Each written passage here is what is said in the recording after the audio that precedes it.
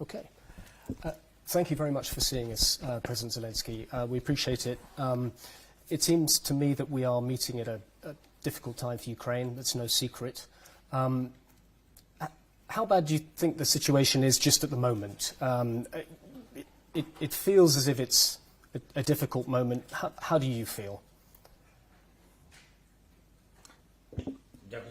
Thank you for this question. In the first place, I would like to mention that this is not the first time when we have difficult times, and we never had easier times since the very beginning of the full-scale invasion. Yes, there are some complications, and you know, the occupation of our territory started back in 2014. You know, such a country and such a neighbor, and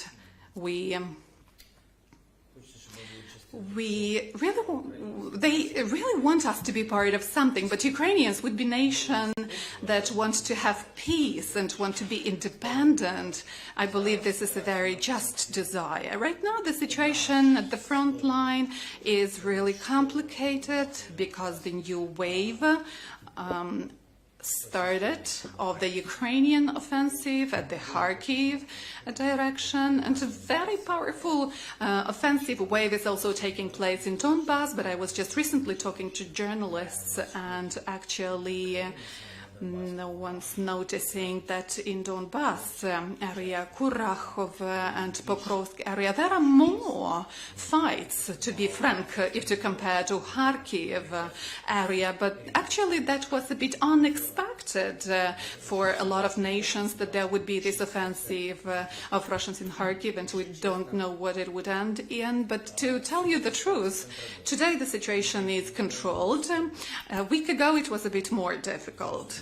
And it's clear why it is happening, and actually the moment of crossing the Ukrainian border in Kharkiv region, they use this powerful radio electronic warfare means. You know, there were so many challenges, and to be frank, they were hitting Ukrainian territory with long-reaching artillery, and a lot of actually aviation bombs, controlled aviation bombs were used. So they were preparing this offensive for an extended period of time, and in the east of Ukraine it's so difficult for people to stay there now. You know, thousands of guided aviation missiles are flying and falling on their heads. Sorry for being that straightforward. And with all this number of missiles, of rockets, they really moved a bit forward in Kharkiv region. Not that much. The deepest spot was 10 kilometers as of now. And Russians were saying, as regards various regions, that Kharkiv is not their aim. They actually started saying it all when they were forced to stop, and when we slowed down their offensive tactics in Kharkiv region. So, you know, they actually tried what they can, and you know, they were saying about this sanitary zone or gray zone within the territory of Ukraine for us not to be hitting at the territory of Russia. Well, it's clear that this would be just mere words so far, and it's clear that we don't have that far-reaching weapons as Russia has got. Unfortunately, we don't have it yet. And to tell you the truth, we were never using the Western weapons to hit the territory territory of Russia.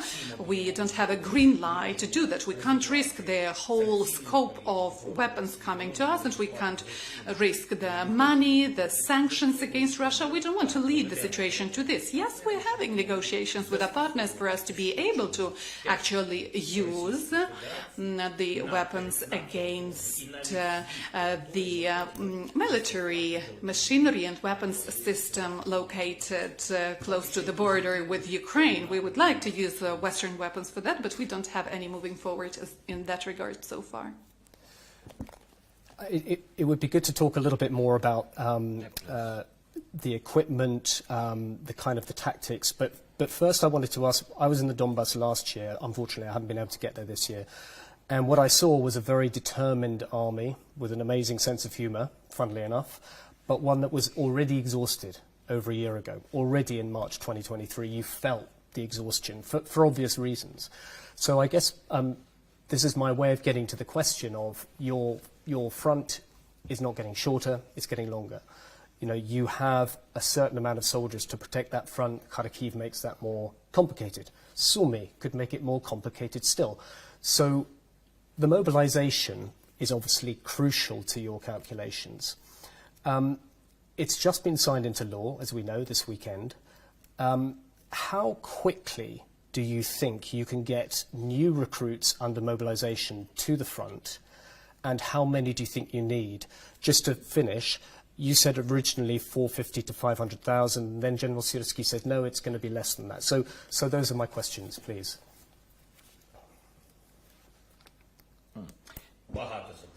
A lot of questions you've got there.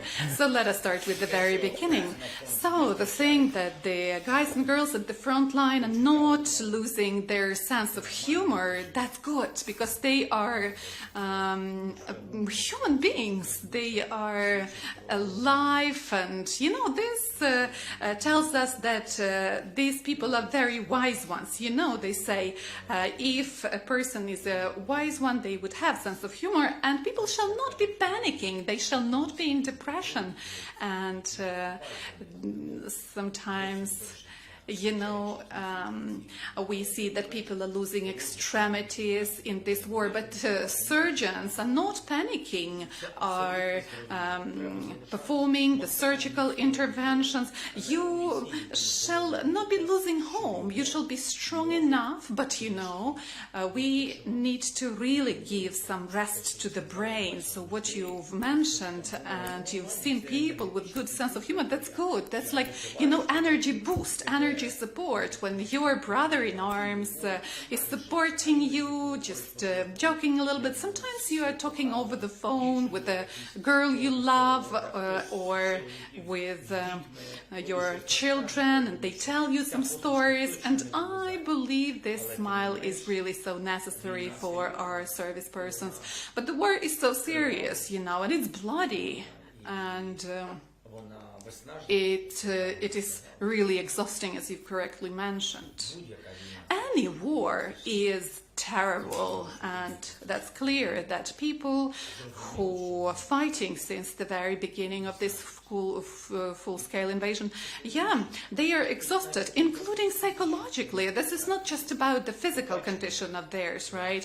And we see that it's so painful to lose people you know, people you love, and that's something which is an inherent part of the war, and it hits us and exhausts us so severely in any case.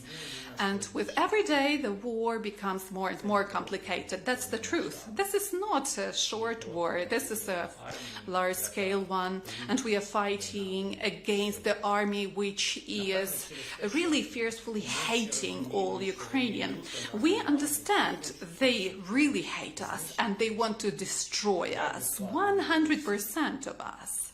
So it's very difficult, especially to those at the front line, but they all understand that there's no other alternative rather than protecting their land. In parallel, some steps in diplomacy shall be also taken, but, you know, thanks to the moral strengths of our service persons and thanks to technical, up-to-date and timely delivery of assistance of our partners. You know, not by words, but by deeds.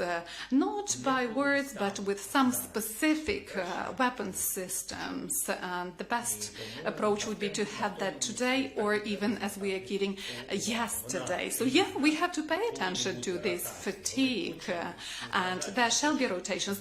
We started the rotations regardless of the fact that so far we didn't get the package of certain weapons, and yes, we have deficit of various weaponry systems, starting with air defense. You know, it really falls on our heads, and we are really talking to our partners that we need air defense systems to protect our civilians and our military, because against guided bombs, the air defense is effective 100% if we are using up-to-date systems, especially Patriot. If there is an opportunity to get several more Patriots closer to the front line, the Russians won't be sending anything into our air. The partners know it all, the dates, the number of it all, and between us, we remember that we were hitting down 12 planes in a week, you know, and these 12 planes could bring us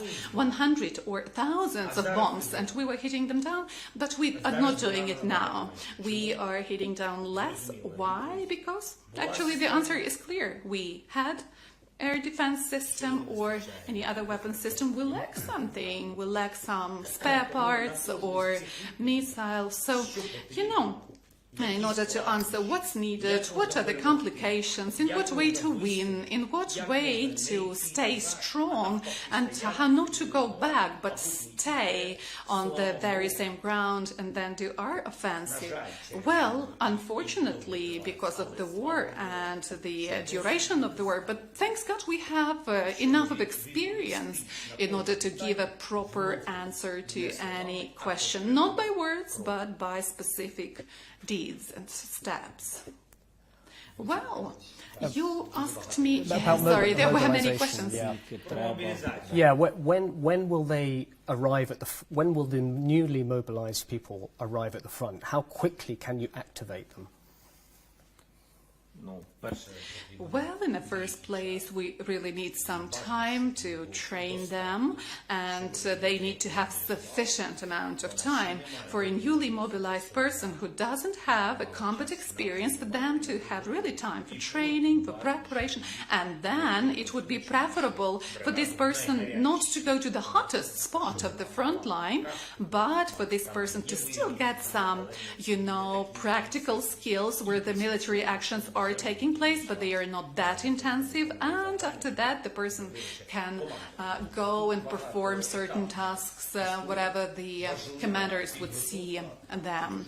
Training is of paramount importance, and it's so important to have the reserves in order to have proper rotations, to actually have the rotational troops, forces to help out those who are at the front line. And it doesn't matter whether the person got mobilized, drafted, or they were volunteers. It's not the issue of signing the contract, but as you're standing at the second line and are being prepared, when you're just part of reserve, then you would be getting proper training, and you would be dealing with all these weapon systems, and then it would be great if you have the same weapons when you go to the front line. And sometimes we have trained service persons, but they are not getting the weapons, or some other weapons come to their hands. That's the question, and that's the answer. Well, actually, there are so many factors my answer depends on. Speaking about mobilization efforts, I believe that appropriate draft laws were passed and signed, and all the rest would be the technical issues I just mentioned. On the issue of tactics, is it true that you are talking to allies, Western partners, about expanding operations? For example, if a plane drops ordnance, if a plane flies towards a NATO country to drop ordnance against your underground gas storage, for example, you want for NATO to be able to take that plane down. For example, glide bombs, right? Glide bombs are becoming a big problem as far as I can tell. They are being shot from planes over Russian territory. You desperately want to be able to take out the planes before the glide bombs even come, but that would mean shooting something down in Russia. Are you in talks with allies to allow you more freedom? At the same time, I would say that those seem like kind of red line sort of discussions.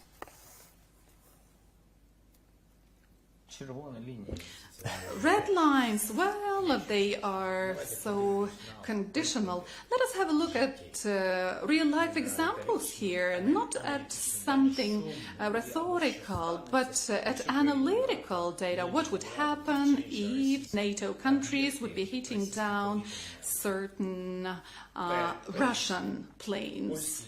In the first place, the Polish air was actually crossed by Russian planes, and the missiles were dropped at their territory, but they got the signals that they can respond appropriately. They were raising their jets, like Polish jets, into air, and now every time when the missiles are flying within the western Ukraine, where we have the key gas facilities and gas transportation system, actually, yeah, they're trying to hit these gas reservoirs, and when the air defense system are hitting them down, they can be falling wherever. And also, if we don't hit them down, there's still some share of the missiles that would be going and falling within the territory of the other country, NATO country. So I believe there are certain examples today, a lot of them, including the gas reservoirs where we have not just Ukrainian gas, but gas belonging to other countries.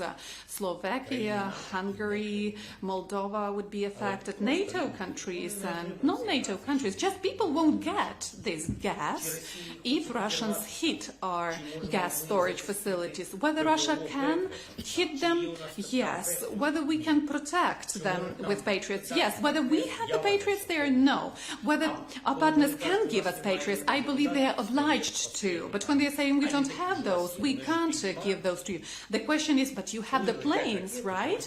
As the Russian missiles are flying in the air of Ukraine, the Polish planes are taking off. Can they hit down those missiles? I believe yes.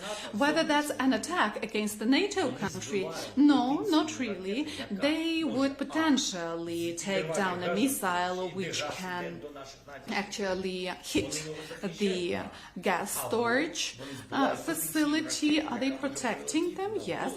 They are hitting down the missile which can potentially fall on the heads of the citizens of NATO countries, but it will be too late if they are hitting this very missile in the air. Well, when Iran was sending missiles to Israel, Israel was shooting at them, not in the airspace of Israel. Were they hitting down the planes with NATO weapons? Yes. Why in one case it's possible, in the other case it's not? What's the difference there? And the missiles are flying towards the NATO countries regularly, and I gave a signal to my Polish counterparts, to leaders of US. I've mentioned it all. We are ready to sign all the papers whenever a Russian missile is hit within the territory of Ukraine. They won't be held liable if it falls down within the territory of Ukraine. If something explodes, if somebody is killed, they won't be held liable. We are ready to cooperate. We are ready to find any legal mechanisms, but the issue of the desire to do so is still there. Everybody is saying this word, which sounds the same in all languages. Everybody is afraid of escalation. So, Ukrainians are dying. Well, everybody got used to that. That's not escalation, you know, because Ukrainians are here in Ukraine. Ukrainians are not human beings. Well, there's just this world, it's a separate thing, but Ukraine is a separate world. It sounds to me like that. That's the attitude, right? And in Israel, other people live. Thanks God that they've protected civilians there. We wish them all the best. But, you know, that's the case, unfortunately. What other conclusions can I draw? And, well, yes, there's this huge deficit and lines for air defense. You know, F-16 is out there. Give us more F-16. We all saw them and we all know they are there. Everybody knows how many we need. 300 planes are being used by Russians against the territory of Ukraine. We would need minimum 120, 130 in order to counter their attacks in the sky. If you can't give that to us, well, let us come back to the issue. You can't give us F-16, you can't give us air defense. Let us go back to the conversation about those planes, those fighter jets you have. Please use them and protect the civilians. It seems that, you know, you are rightly kind of, well, maybe wrong. It seems to me you're rightly frustrated at the fact that things are slow to come. There's always long debates. There are delays. You know, you need stuff and you need it fast. There are also things that you're doing without sort of necessarily direct Western support, which is long-range drone attacks on Russian oil refineries, hitting air bases, fuel depots within occupied Ukraine. How important are those? Could they win the war for you? Well, that's something which helped us a lot. We boosted the manufacture of long-range drones by Ukrainian companies. We started producing a lot of FPVs for the front line. It really helped us a lot. Maybe 3-4 months ago, we reached very serious volumes, and it really helped us because back then we had huge complications with artillery. So FPVs were used at the front line in significant amounts, and actually we've managed to increase the number of FPVs, and it really closed or breached a certain gap, the deficit of artillery. There are other types of drones, long-range ones. We started producing them, a lot of them, but not enough. We started using what actually can protect us. We are hitting really their energy sector because they are hitting ours, and the quality of these drones is good. We've achieved good scopes of production, but we lack money for that. And actually one of the formats we've offered to our partners, meaning there are packages they are voting for, there's weapons they are giving to us, and whenever there's a certain delay, we need to have our own reserve, and when we can produce it ourselves, just let us do that. So drones, especially long-range ones, would be one of the formats. We need appropriate money to produce those, and some states, some countries started directly financing production of these drones. And actually the radio electronic warfare systems are also helping a lot. We have several types of this warfare, and we can be speaking about the thousands already, because without this, neither critical infrastructure, nor civilians, nor depots, nor schools and hospitals will be protected. We are working in this regard to the maximum extent possible. Thank you. You asked anything else? Maybe I forgot it. Yeah, about long-range missiles and whether it helps. Yeah. So, the long-range missiles like Storm Shadow, Scalp, ATACMS, right? Meaning from Great Britain, from France, and from United States. 3 types of missiles we were getting and we planned to use. If we had an opportunity to use them in the appropriate numbers, the Russians wouldn't be capable of crossing the border of Ukraine in these quantities. Do you mean using, I know you're pushing to be able to use those against Russian Federation territory, which is not yet allowed. You are in those negotiations, are you, with partners, to allow you to strike Russia? Let me tell you the truth.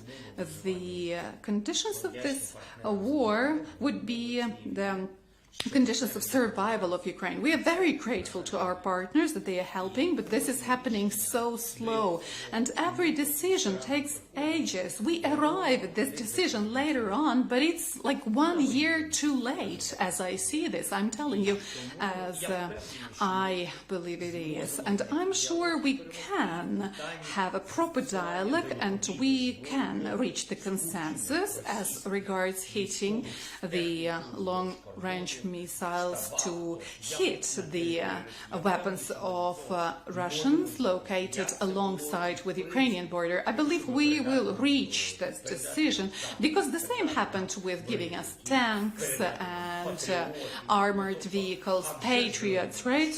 And you know, we're still 1 year late. If Patriots were given us at the very beginning when we lacked drones and when the Russians were using missiles, they would see that missiles are being hit down. They would see it makes it not possible for them to hit our energy facilities. There would be no blackouts in Ukraine. Moreover, we could preserve all the scope of Ukrainian energy generation, but we have what we have. Still a huge step forward, but there were 2 steps backwards, unfortunately. So we need to change the pace, the paradigm a little bit, and we need to be faster than Russians. Russians are not that speedy and that fast. For example, if we speak about radio electronic warfare, as soon as we really start treating it all seriously, producing something, they are lagging behind us, and we need money, we need partnership support for us to actually expand the production of drones further. And that's always the case. Where we are speedy, they are lagging behind. And then there's a gap, 6, 8 months, when the negotiations are taking place. And then 2-3 months are needed to do the delivery. A year passes. I would like not to be using this benefit at the battlefield. Just to move away from the battlefield, we've got the peace talks obviously coming up, which I'm sure you would kind of like to discuss in Switzerland in June. First of all, you know, what realistically you think can be achieved, given that we all know, right, that Russia's not going to be there, China, we don't know, but what can you realistically expect from it? And then I was going to ask you a question about China after that. Please.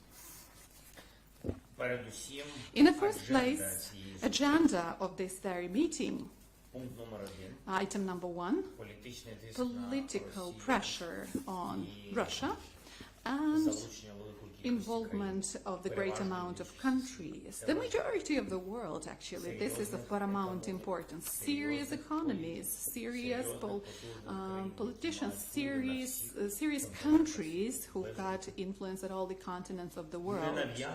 And we are not forcing anybody to do anything right, but actually to have a dialogue on the basis of our formula, which was developed. And there are 3 key items there.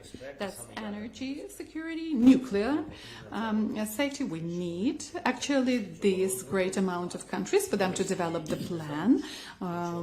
Why Russia is not involved? Because they are boycotting it all, and they won't actually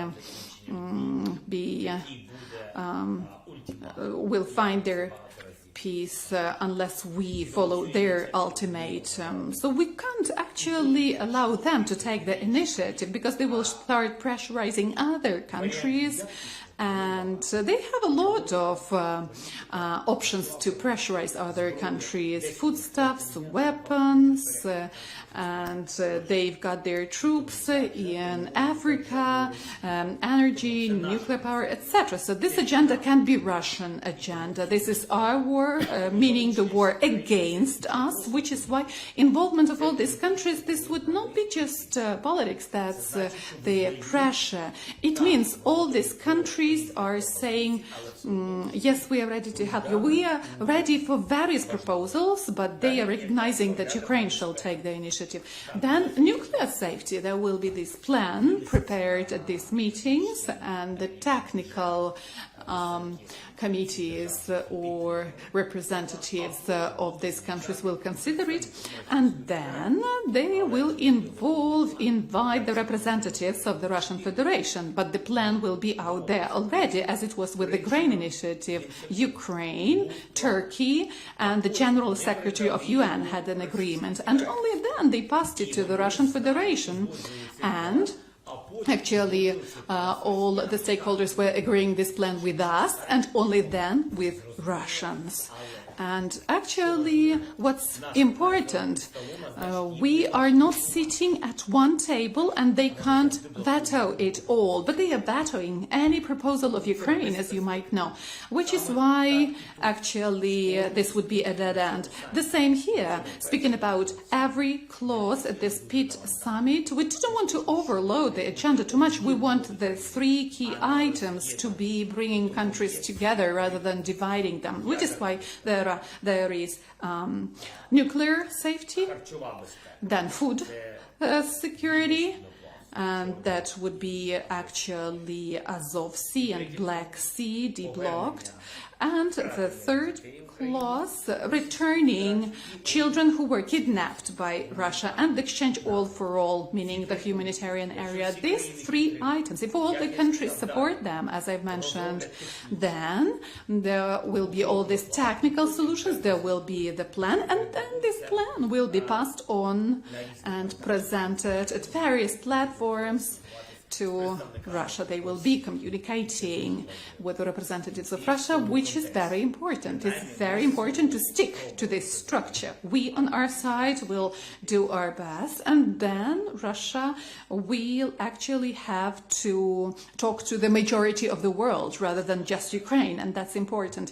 If we succeed in this, and if we are successful in covering these 3 clauses, if we have the solidarity of all these countries, there will be some disputes, that's obvious, but if in general we reach the consensus and if we achieve the proper plan, we can proceed to part 2. Speaking about the items of the plan that will end the war. Nobody is saying that Russia will say yes tomorrow to end this war, but that's important. That initiative is ours because they are fighting and killing us. How big a problem do you think China is in this war, and what can you do about it? We would like China to be present at the peace summit. That's very important for us. We had a direct dialogue, a telephone conversation with the leadership of the country, with His Excellency Xi, and he said that he respects the territorial integrity of Ukraine and sovereignty of Ukraine. The issue of food security, of nuclear safety is also the priority for China, and I believe that's very important for them to be present, because actually after this summit it would be clear who really wants to end this war and who wants to still preserve good relations with the Russian Federation.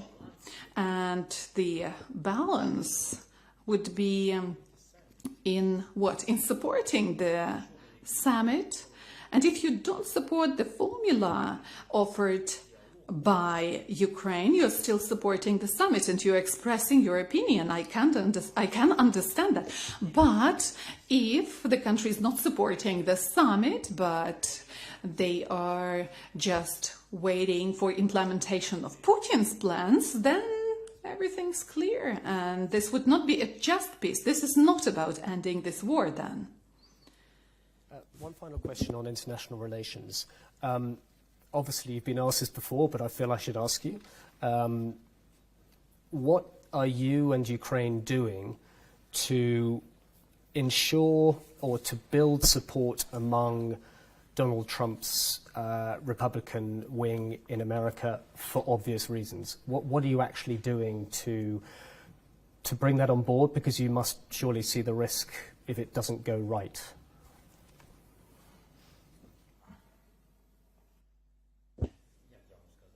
Well, I've mentioned the issue of risks is out there on a daily basis.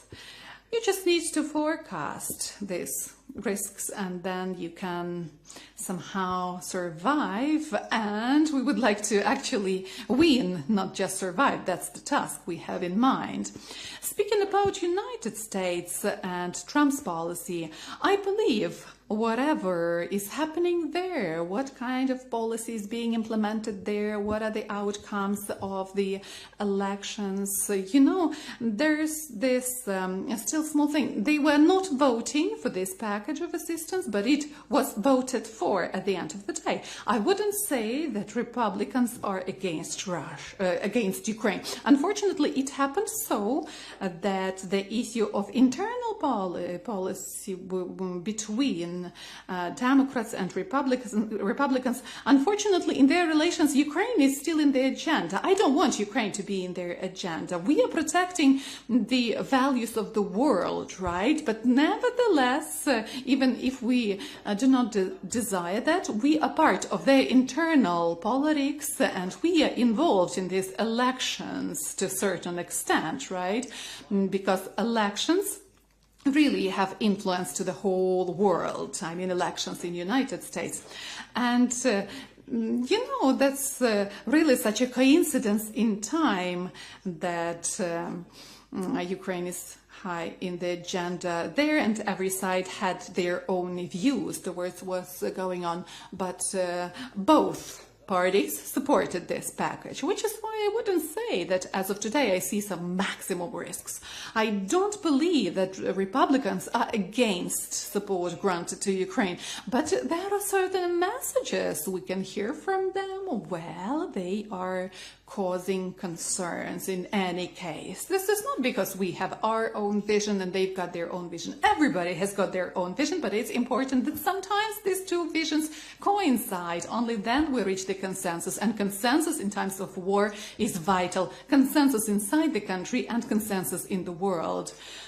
To put it in other words, unity, and then we will be stronger than Russia. But if we actually don't find the common grounds, Ukraine and United States, or Europe and United States, if we have some huge misunderstandings, profound misunderstandings, this will make our alliance weaker, and we will be weaker than Russia. So it's 5 years ago today that you became president. We've seen pictures of you, I think in this building actually, anyway, somewhere around here. It's been an extraordinary 5 years for obvious reasons. How do you think you've done?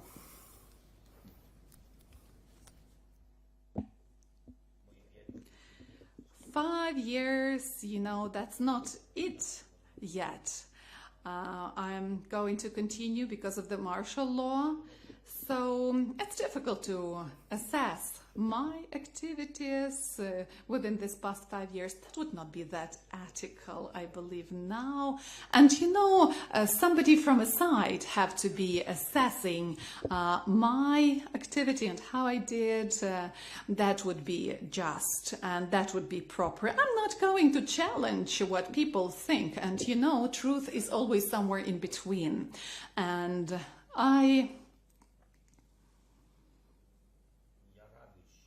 I'm glad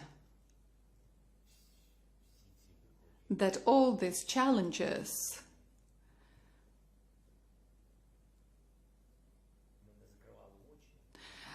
well, we were not turning a blind eye towards all these challenges, and I'm happy that I have a sober look and understanding. I'm happy to be a president of such a nation who didn't turn their backs towards the hazards, risks, and they were really fighting for what was close to their hearts. But this is not over, and this is not the end of the story, so I believe we need to be moving forward together till the end, the victorious end, though today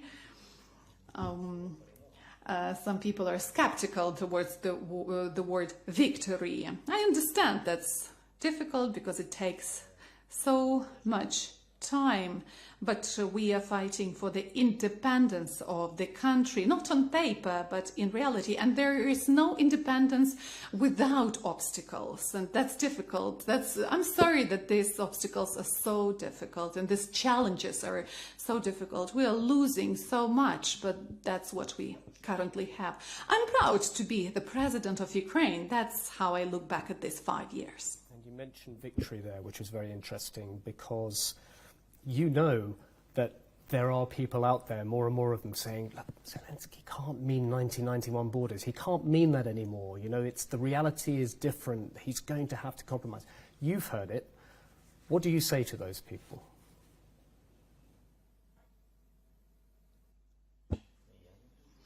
Well, I don't really hear those voices. I do, but they probably don't dare tell you.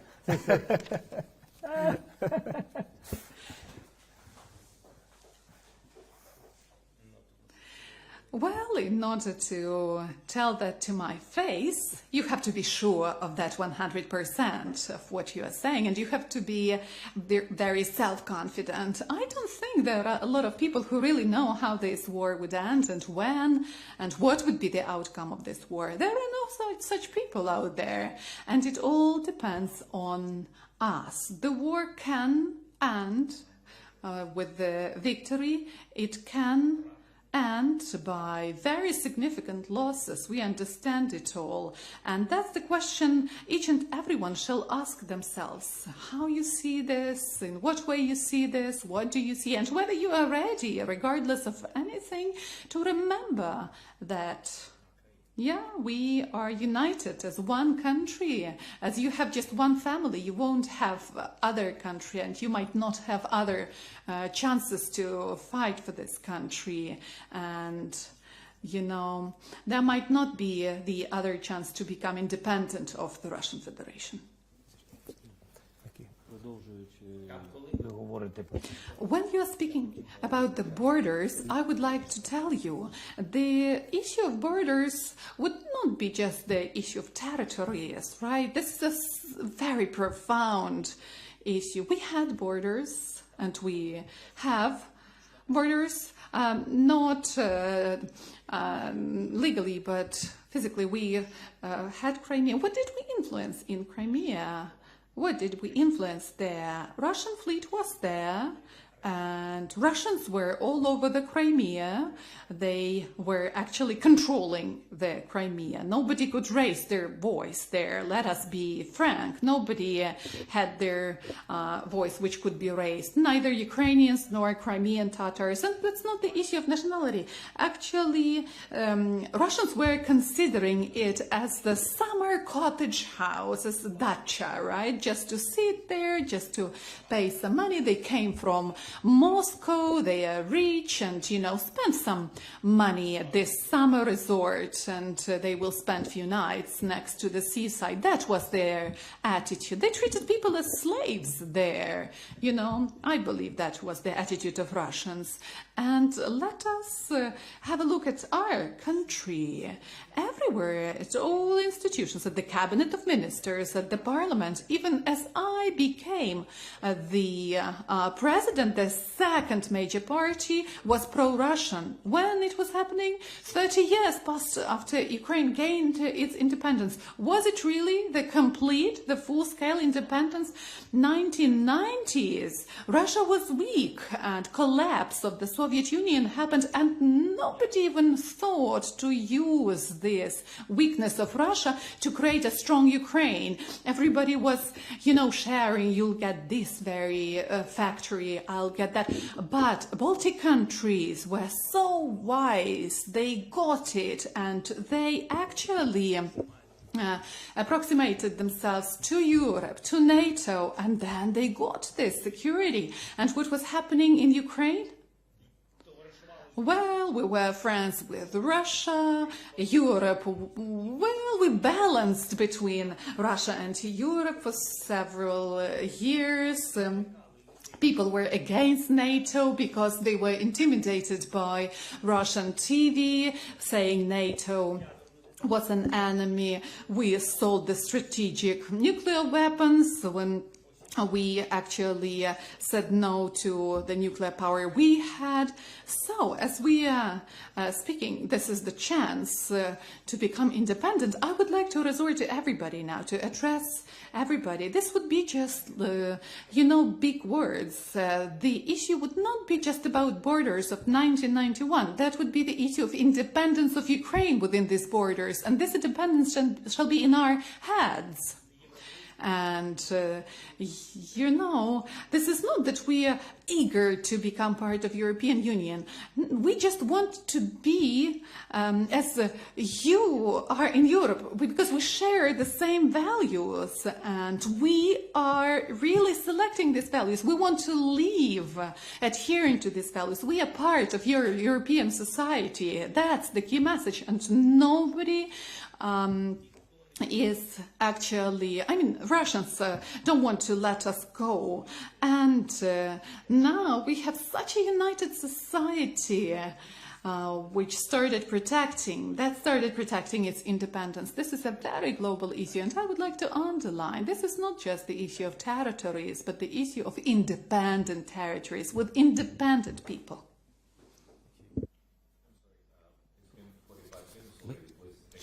Кілька персональних питань. Окей.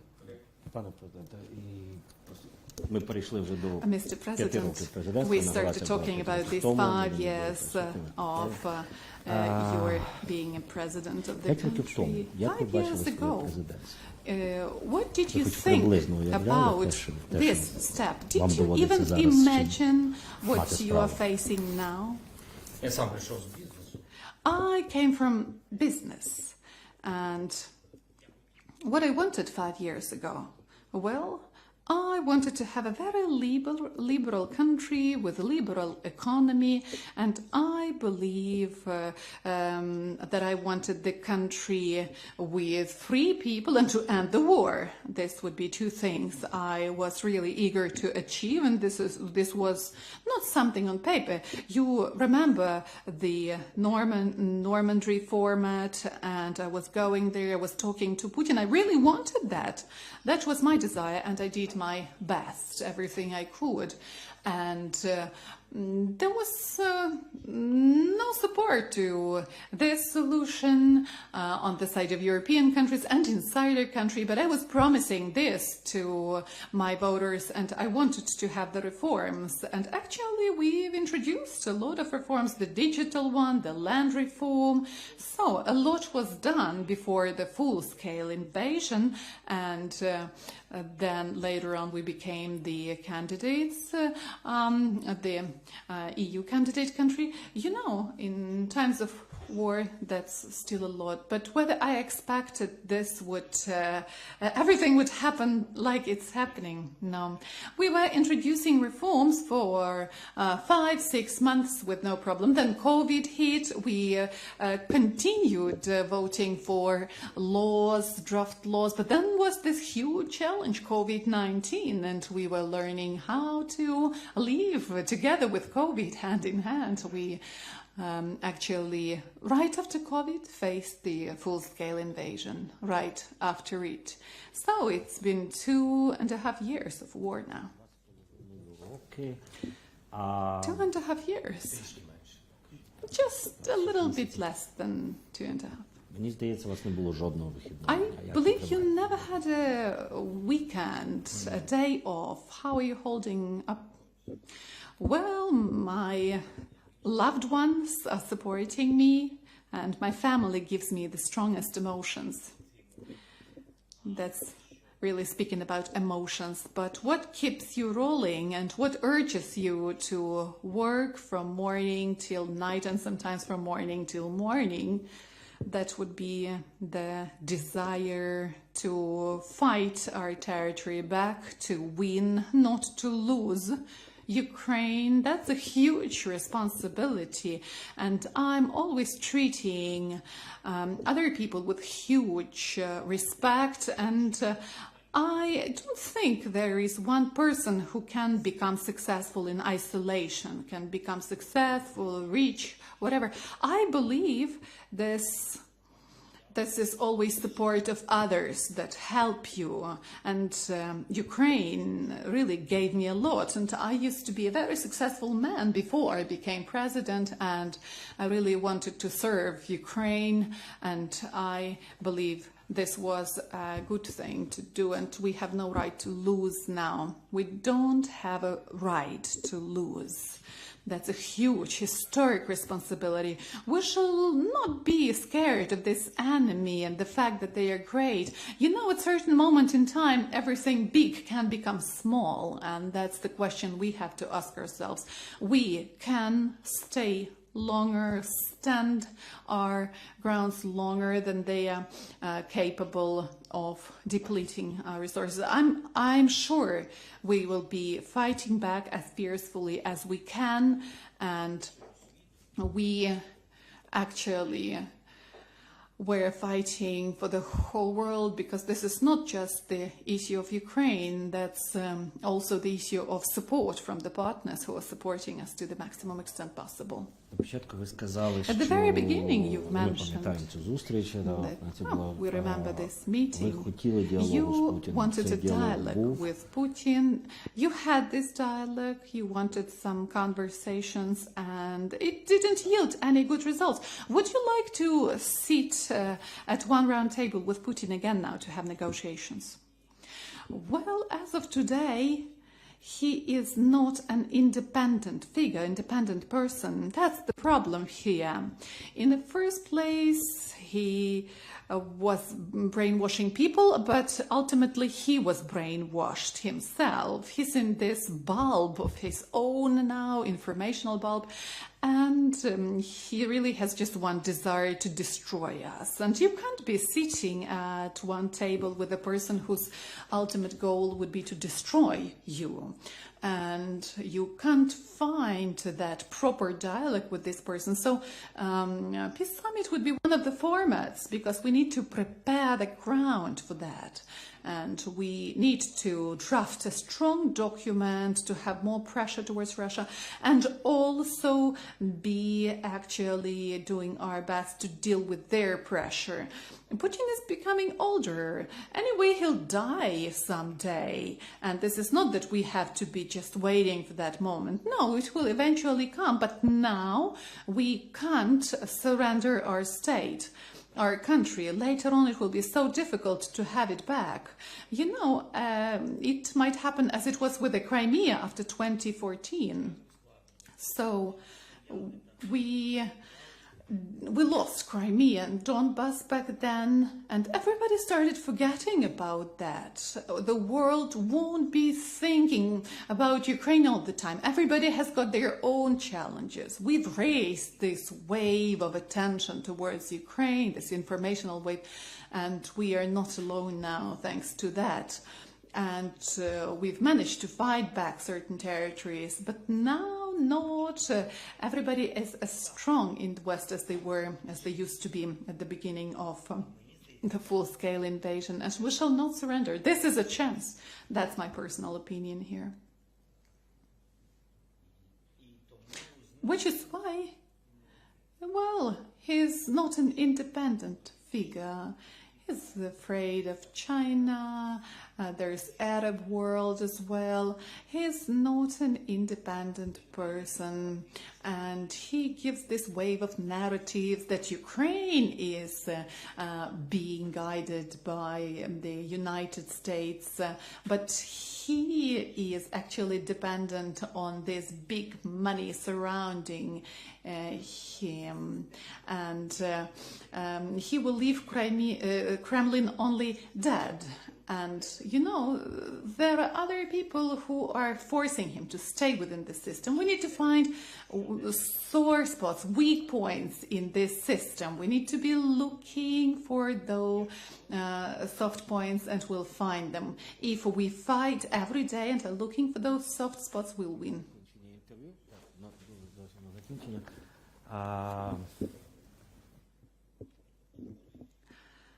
Regardless of the difficult situation, because the mood is really of gray color now.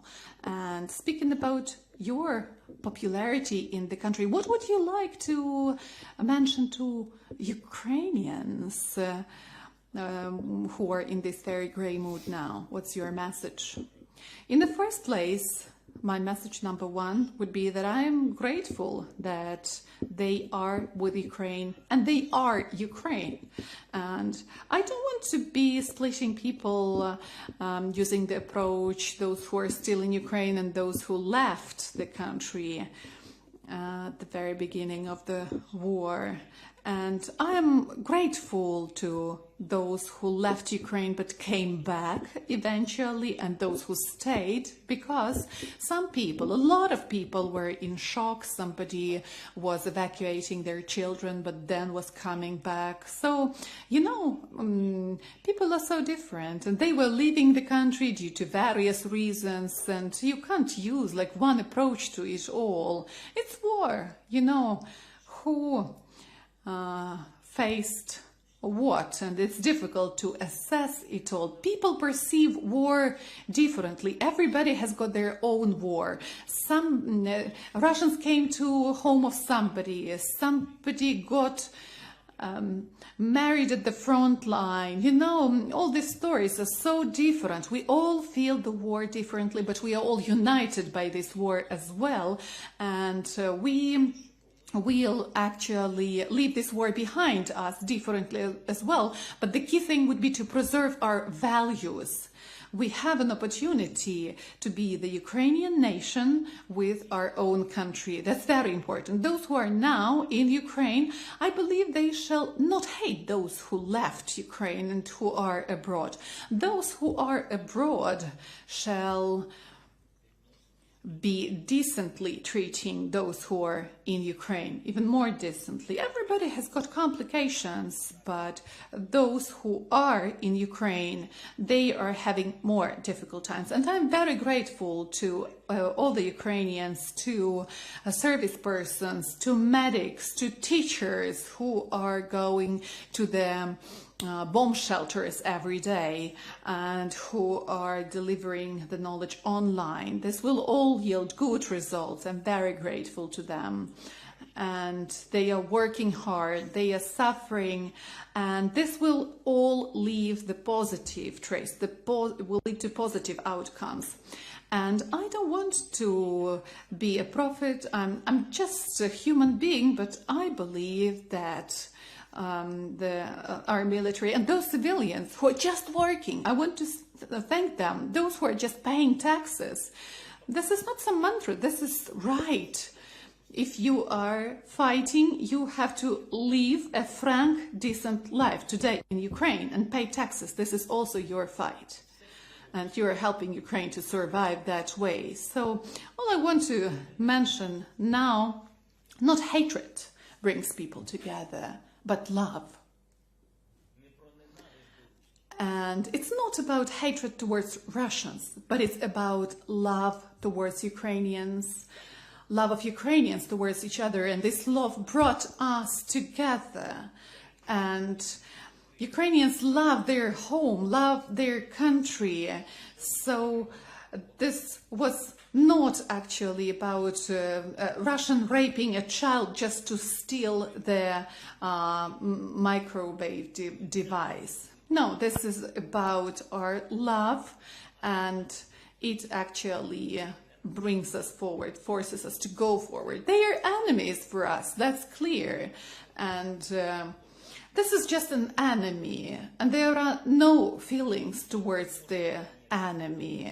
There can't be any sentiments here. Hatred is also a sentiment, you know. This is just an enemy. We need to destroy the enemy, not pay attention, no Telegram channels, not perceiving their narratives, just to analyze a bit more profoundly, to understand what's really happening and to know that the enemy is there.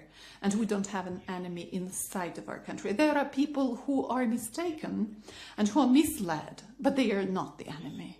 And that's my message. I want us to remember that our strength is in our love towards Ukraine, but not in our attitudes towards Russia. It's not even Russia, it's Russia.